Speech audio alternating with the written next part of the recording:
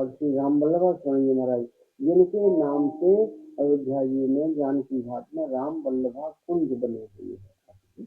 बड़ा आश्रम है, बड़ा स्थान है। वहाँ उस स्थान को बनाने वाले श्री राम वल्लभा शरण जी महाराज हमारे गुरुदेव के बाबा गुरु जी, ठीक है, अच्छे महापुरुष थे। हनुमान जी का भजन की सेवा की उन्होंने, भगवान का भजन किया है। अयोध्या जी में कभी एक उनके द्वारा जो कथा होती थी तो छोटी छावनी स्थान, जो अयोध्या जी गए सब जानते हैं, छोटी छावनी में बहुत बड़ा स्थान है। छोटी छावनी में वो कथा कहते थे। कहाँ कथा कहते थे? जहाँ वाल्मीकि रामायण भवन मंदिर सामने उधर है, सामने में वो वाल्मीकि भवन आप देखिए, और मंदिर के सामने दूसरी तरफ खूब बड़ा विशाल हॉल बना हुआ है, वाल्मीकि रामायण भवन। वहाँ पत्थर पर वाल्मीकि रामायण पूरा लिखी हुई है पूरे भवन में है। कभी वहाँ महाराज जी कथा कहते थे, श्री राम वल्लभ जी महाराज कथा कहते थे। और हमने एक संत से सुना है, सीताराम जी महाराज की जय, क्या सुना है? हमने एक संत से सुना कि इतनी भीड़ साधुओं की होती थी कथा में कि पूरा हॉल भर।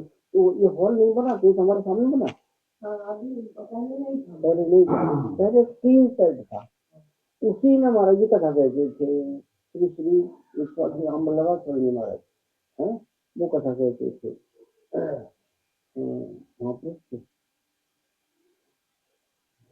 हनुमान जी की उनके ऊपर खूब कृपा थी और उन्होंने भजन किया। जबलपुर के पास कोई पौड़ी जगह है, वहाँ उन्होंने भजन किया, हनुमान जी की सेवा की।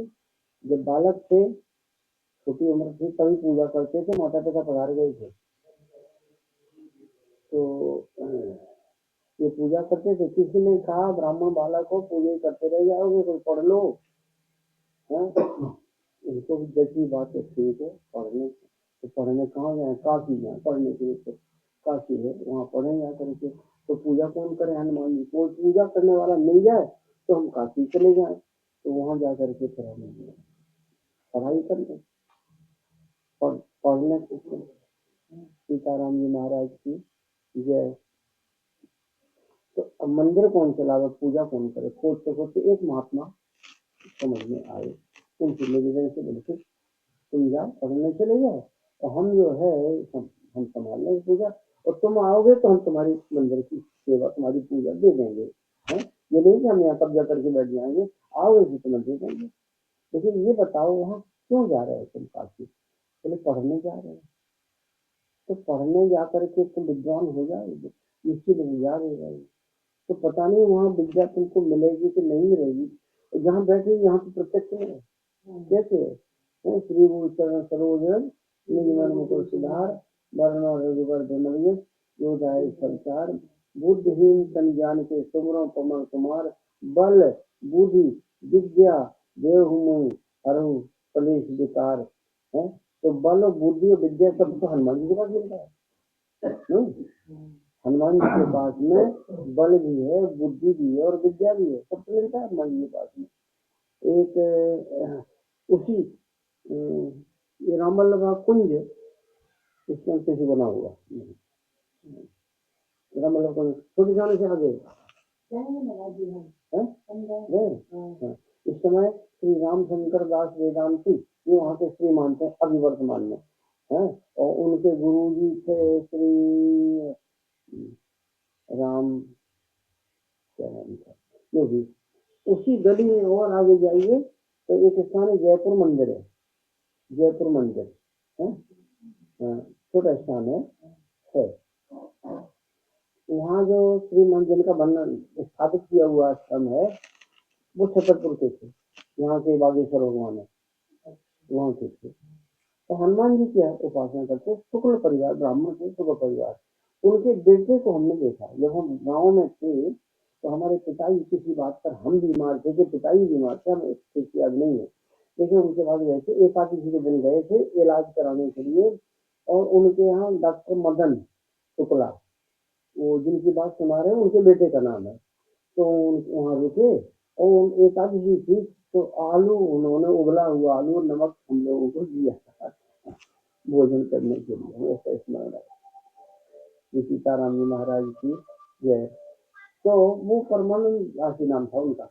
डॉक्टर मदन के जिनके उनके पिताजी का नाम था श्री परमानंद दास, है शुक्ल परिवार। वो वहाँ छतरपुर में शुक्ल परिवार के बहुत लोग हैं, तो ये मोहल्ले का नाम है शुक्लियाना है। वहाँ शुक्ल लोग, ब्राह्मण में शुक्ल होते हैं। तो परमानंद दास जी महाराज जो है वो हनुमान जी का भजन करते हैं। वहाँ दो हनुमान जी विशेष छतरपुर में है, ये तीसरे हैं ये बागेश्वर में उनके हनुमान जी है ना, है? तो हनुमान जी का ज्यादा एक हनुमान जी हमने दो देखे हैं बागेश्वर, हमने नहीं देखा, लेकिन हनुमान जी एक तो है तौरिया के हनुमान जी, पहाड़ी पर ऊपर मंदिर बना, वो हनुमान जी खड़े और इधर उधर राम लखन जी बैठे, तौरिया के हनुमान जी कहलाते हैं। सीधी तरफ जाना पड़ेगा।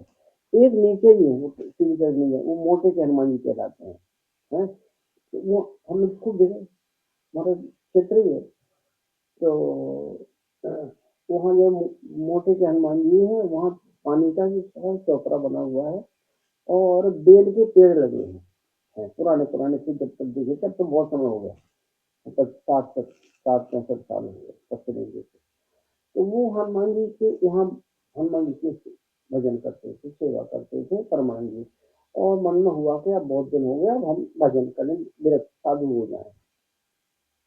परिवार वालों ने हल्ला मचाना शुरू कर दिया, श्री सीताराम जी महाराज की जय, श्री सीताराम जी महाराज की जय।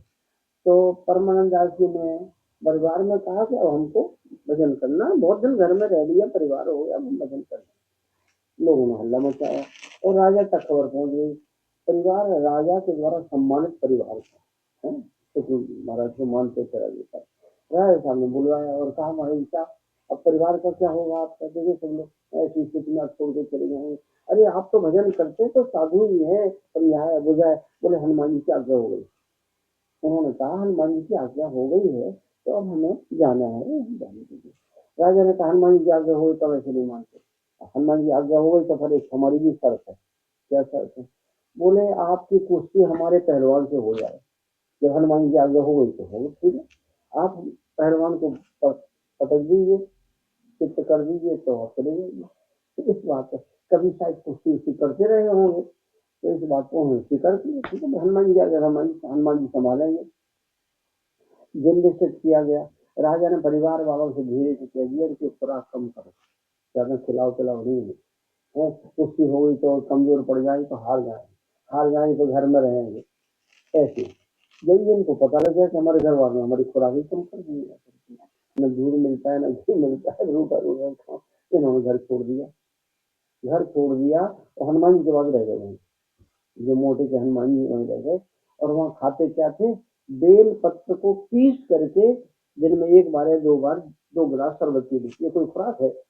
बस इतना क्या, बेल पत्र, बेल के पेड़ लगे हमें इसमें रखो, उन पत्तों को पीस लिया और शरबत बना लिया, 1 गिलास पी गए। यही खुराक 7 दिन तक चली उनकी जाती थी। 7 दिन के बाद में कुश्ती दंगल शोर हो गया था, भीड़ जुटी हुई थी। आज महाराज शुक्ल जी का परमानंद जी से कुश्ती होना है राजा साहब के पहलवान से। तो भीड़ जुटी थी, अब दंगल में लगोट पहन कर खड़े हो गए दंगल में हनुमान जी के भरोसे। अब राजा साहब, अब ये ब्राह्मण आदमी थे, भले ही थोड़ा कुश्ती कभी करते रहे होंगे, अब वो राजा का पहलवान हट्टा कट्टा पहलवान आया तो कुश्ती में हाथ मिलाया जाता है, हाथ मिलाओ, हाथ मिलाने के बाद ही फिर अपना लगाओ दाव पे। तो हाथ मिलाने के लिए आया और आते आते फिर पीछे चला गया, भाग गया। राजा ने कहा क्या करता है? और ऐसा पहाड़ जैसा शरीर में लगा हुआ है तो पीछे भाग रहा है। बोले मनुष्य से लड़ सकते, हनुमान जी सब लड़ सकते, सामने खड़े, हनुमान जी खड़े सामने। हाँ, एक ही बार में प्राण देना ही हमारे, मार डालना।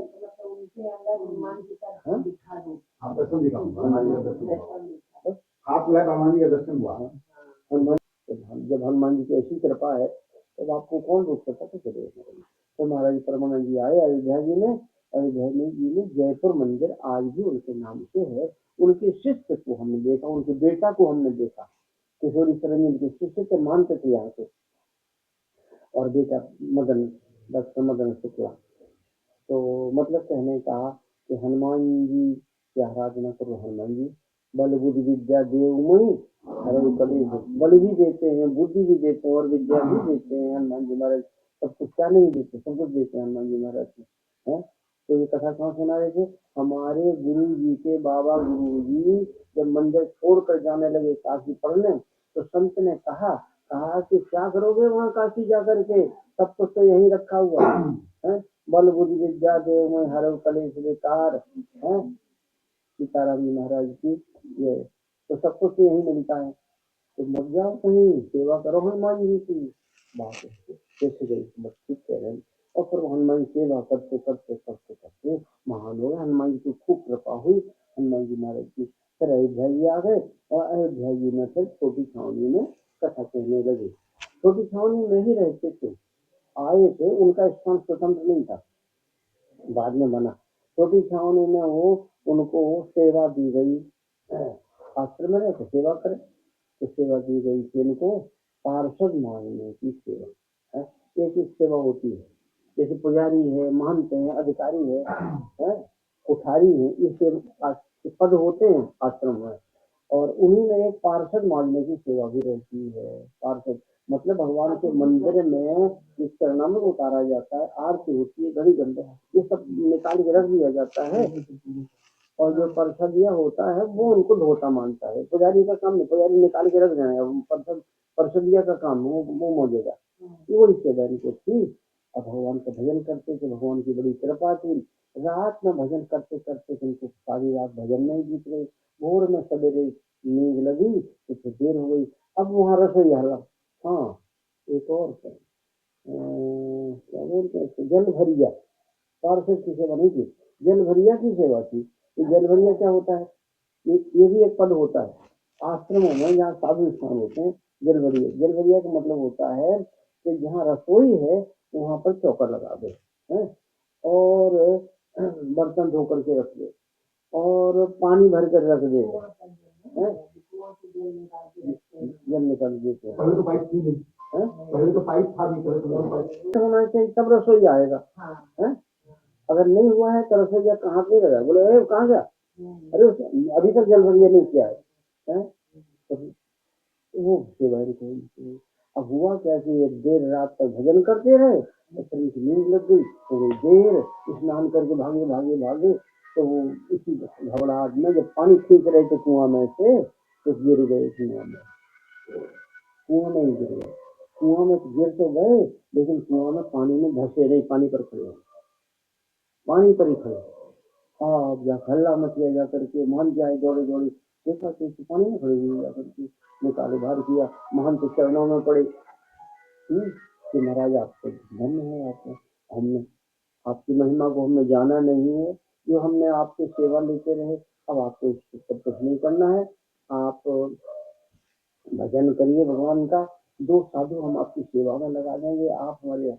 बोले तो हम नहीं रहेंगे, हम चले जाएंगे, हम अपनी सेवा करेंगे। तो अब आप जल भरिया की सेवा नहीं करिए, अब आप पार्षद मानने की सेवा कर दिया। जब उन्होंने आग्रह किया कि हम सेवा नहीं करेंगे तो आश्रम में रहेंगे नहीं, हम रहेंगे तो सेवा करेंगे। सेवा जो है इसको पंचम पुरुषार्थ कहा गया है, माने अर्थ धर्म काम मोक्ष, इसके बाद अगर कोई बात रहे तो वो कौन सी है? सेवा। भगवान का धाम भी मिल गया और भगवान की सेवा नहीं मिली तो उसका धाम वास भी सही नहीं है, सेवा होनी चाहिए। तो फिर सेवा करते थे, रहते थे, और कथा कथा कहती थी, वहाँ पर बड़ी भीड़ होती थी। इतनी भीड़ होती थी कि जब कथा बंद हुई शाम को, तो वहाँ साधु निकले तो रास्ते बंद हो जाता, अरे कथा छूट गई, इतनी भीड़ निकलती थी वहां से जाकर के। तो संत ने बताया कि जब कभी लक्ष्मीपुरा में रामार्था होती थी तो एक दिन पहले बोल दिया अब कल की कथा यहाँ नहीं होगी, अब रामार्था कथा होगी किला में। तो सब लोग फिर साधु महात्मा किला में पहुंच जाते थे। एक बार कनक भवन गए दर्शन करने, वो जाते थे दर्शन करने, इसलिए महात्माओं का कनक भवन दर्शन करने का नियम, जाना ही है कनक भवन दर्शन करने के लिए, है कनक भवन। टीकमगढ़ की महारानी ब्रजभान कुंवर जी ने बनवाया मंदिर टीकमगढ़ का, उधर कनक भवन का। और वही महारानी ने बनवाया जनकपुर में जानकी मंदिर है, नहीं है जनकपुर, नहीं है जनकपुर में, गई नहीं है, वैसे वैसे ही है। 9 लाख की लागत से बना था उस समय है, 9 लाख, इसीलिए 9 लाख का नाम है ना जनकपुर है। तो जनकपुर में जानकी जी का और अयोध्या जी में कनक भवन बनवाया, तो ब्रजभान कुंवर टीकमगढ़ की महारानी जी है। तो उन्हीं परिवार से जुड़े हुए एक और स्टेट टीकमगढ़ है, बिजावर स्टेट है, शनि की जन्मभूमि से 25 किलोमीटर दूर है बिजावर।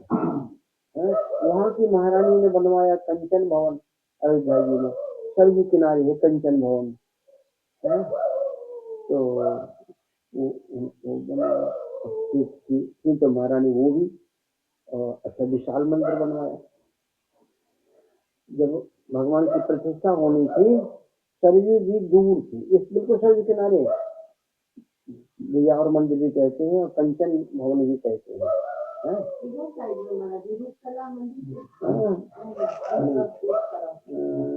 झुनझुनिया बाबा, झुनकी घाट,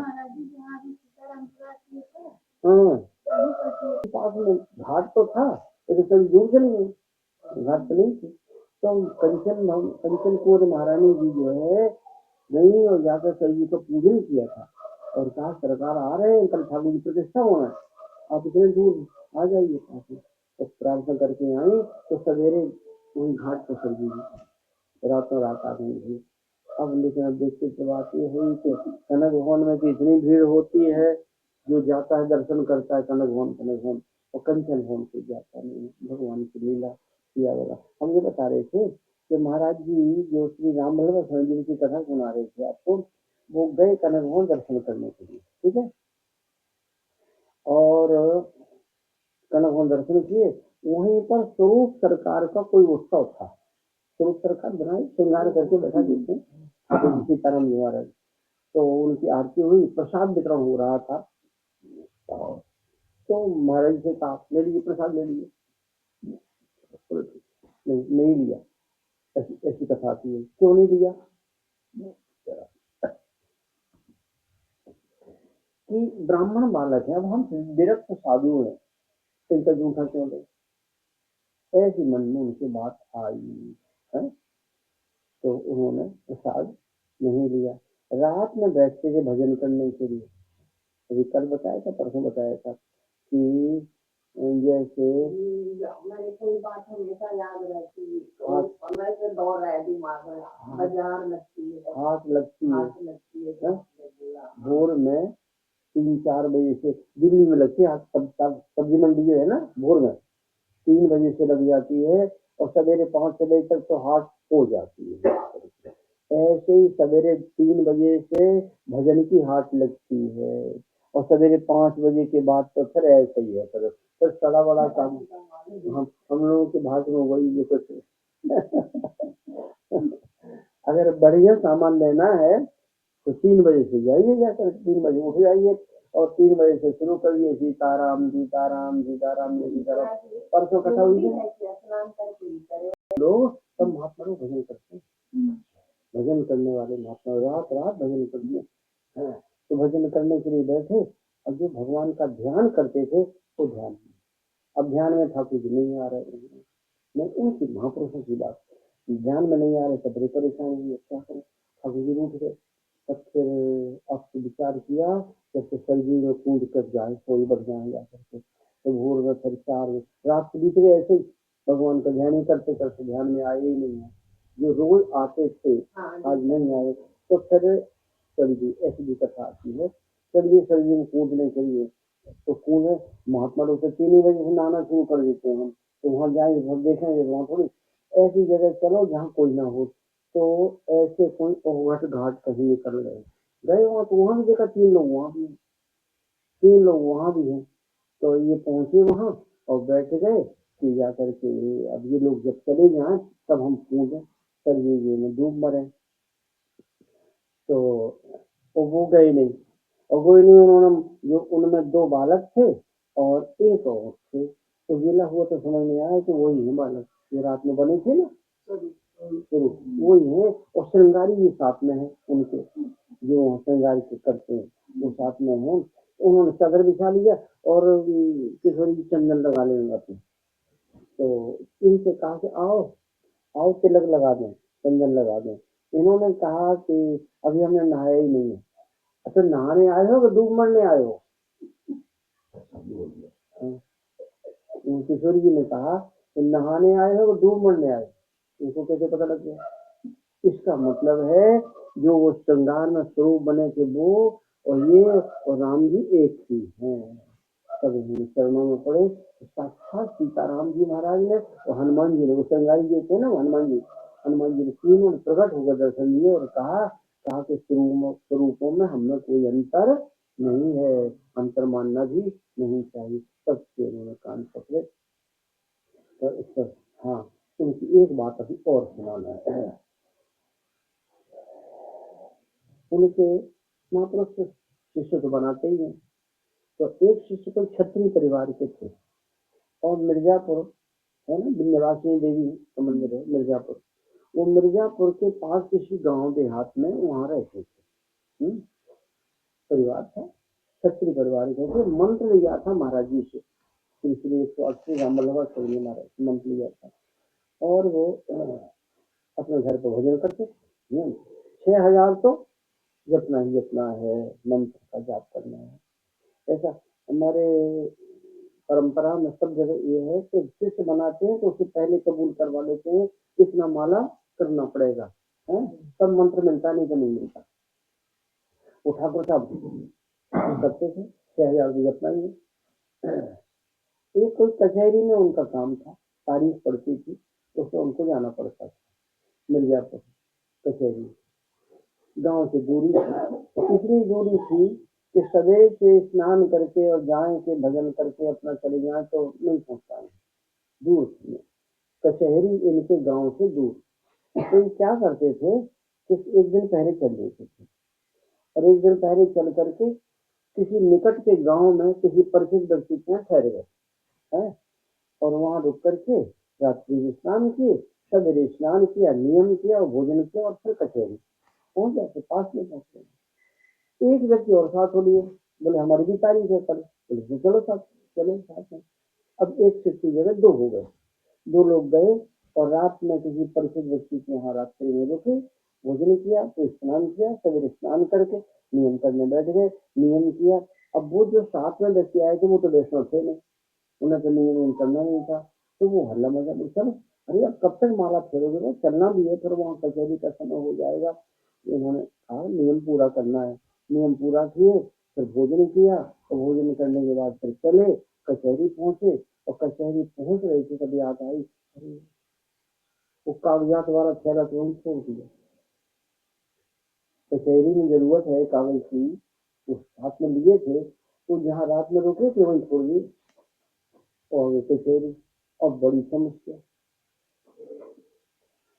अब कचहरी का समय, अब इतना समय नहीं है कि फिर लौट करके जाओ, फिर वहां से कागज लेकर के आओ, बोले और फिर हम कह रहे थे जल्दी करो माला, नहीं सीताराम सीताराम सीताराम, फेरो माला देखो। अरे भैया क्या बता रहे, कागज वहीं छूट गए। जब परेशान थे तो साथ के व्यक्ति ने कहा कि हम कागज मंगवा दें। तो इससे बढ़िया बात क्या है, बोले तो आंख बंद करके बैठो, तो आंख बंद करके बैठे, 5 मिनट हुआ, लो पकड़ो, पकड़ा कागज आ गया, थैला पूरा थैला ही आ गया। कैसे मंगाए, बोले चलो कचहरी चलो। कचहरी में काम होगा, काम हुआ, सब होने के बाद फिर वहां से छुट्टी पाए दोनों लोग, छुट्टी पाए तो फिर चले चले, तो इन्होंने पीछा किया कि बताओ कागज कैसे मंगाए। बहुत बहुत कहा तब उसने कहा देखो हमको भैरव सिद्ध है। कौन सिद्ध है? भैरव बाबा है, शंकर जी के गण होते हैं, भैरव बाबा सिद्ध है हमको। हमने उनको आवाहन किया और उनसे कहा, उन्होंने काफिला तो दे दिए। अब इनके मन में हो गया बढ़िया काम है, भैरव बाबा तो बड़ी जल्दी काम कर देते हैं भाई, तो क्यों ना इन्हीं का मंत्र चरण ले लिया जाए। तो राम मंत्र तो जपते थे पहले, अब भैरव बाबा का मंत्र ले लिया उनसे है। और भैरव बाबा तो अब भैरव बाबा भैरव बाबा, अब भैरव बाबा का भजन शुरू हो गया। भैरव बाबा का भजन करते करते 2-4 महीने में भैरव बाबा खुश हो गए, प्रसन्न हो, आवाज आई, हम प्रसन्न हैं, मांगो जो मांगना हो। कौन है आप? तो हम भैरव बाबा हैं। तो हमें दर्शन नहीं हो रहा है। बोले तुम दर्शन मत, जो तुम्हें मांगना हो मांग लो, दर्शन के चक्कर मत पड़ो। नहीं, पहले आप कृपा करिए, पहले दर्शन दिए तब हम कुछ मांगे। बोले नहीं नहीं, तुम डर जाओगे, नहीं दर्शन कर सकते हो।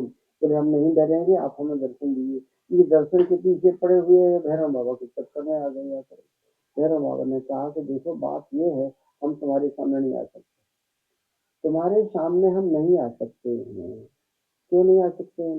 क्योंकि तुम्हारे भीतर जो राम मंत्र का तेज है, उसका इतना प्रकाश है कि हम तुम्हारे सामने खड़े नहीं हो सकते। तब उनको समझ में आया कि हम कितनी बड़ी भूल कर गए हैं। वो राम जी का मंत्र छोड़ करके हम भैरव भैरव जपने लग गए जाकर के, और भैरव बाबा हमारे सामने खड़े नहीं हो सकते हैं। कितना अंतर है? तब मांगो, कुछ मांगना हो तो मांग लो, हम चले जाएंगे। बोले हमें यही मांगना है कि हमारी राम मंत्र में निष्ठा हो जाए, ऐसी कृपा कीजिए। और भैरव बाबा ने तथास्तु कहा और चले गए। एक पुस्तक आती है बाजार में, धार्मिक पुस्तकों में, राम रक्षा स्तोत्र। उस राम रक्षा स्तोत्र में एक श्लोक है, जो राम मंत्र जपता है उसके सामने आसुरी शक्तियां खड़ी नहीं सकती, उसकी तरफ टेढ़ी नजर से देख नहीं सकती हैं। क्या लिखा हुआ है?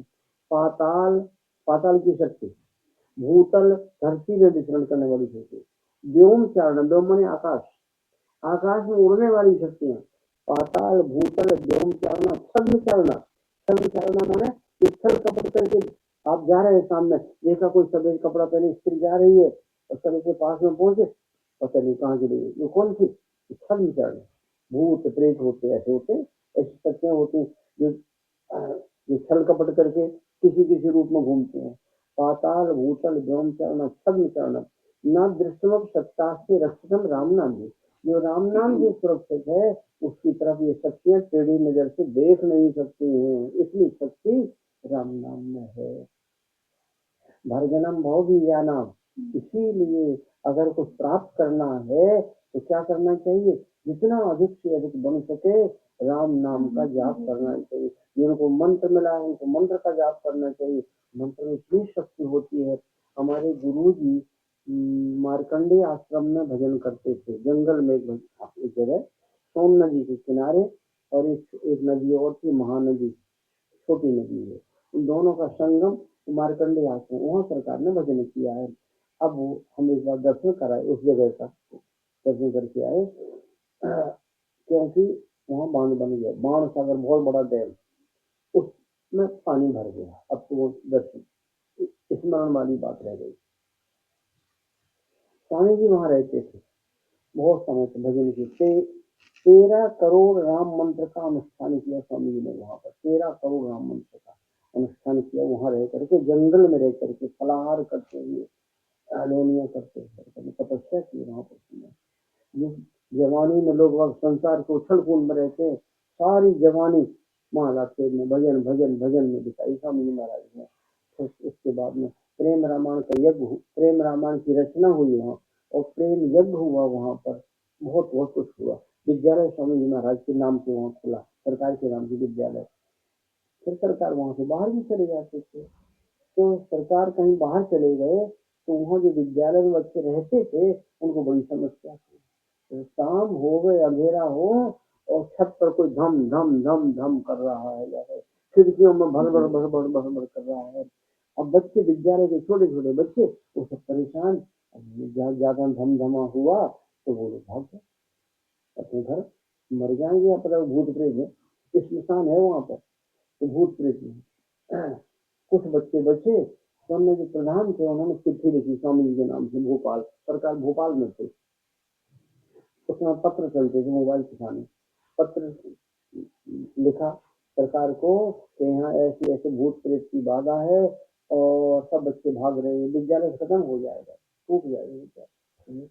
स्वामी महाराज ने पत्र लिख कर भेजा, आज के बाद वहां भूत प्रेत की बाधा नहीं होगी। उसी दिन से खत्म। किसकी ताकत है? माला की, माला की ताकत है। राम मंत्र में इतनी शक्ति है कि महाराज ये शक्तियां भूत प्रेत के सामने नहीं आ सकती हैं, सामने खड़े नहीं हो सकती हैं।